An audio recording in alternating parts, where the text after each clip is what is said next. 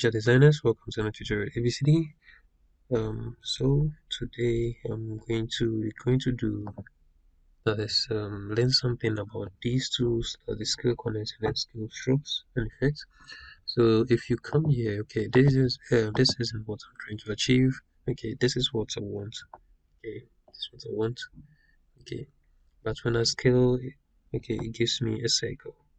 Okay, instead of it giving me this same scaled version of this same what's the name stroke, it gives me a circle.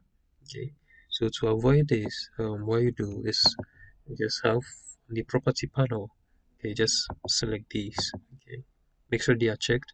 And now when I go back, okay, when I go back, select it and then try to resize it. You can see I don't. It's no longer a circle, but it's scaled to the desired size I want. Okay, so I can also increase it and to be the same. Okay, but if I go back and then uncheck it, it's going to change the shape of it. Okay, so there's something that, as you can see. Okay, so there's something that I felt like sharing, and then thank you for watching. See you in the next lesson.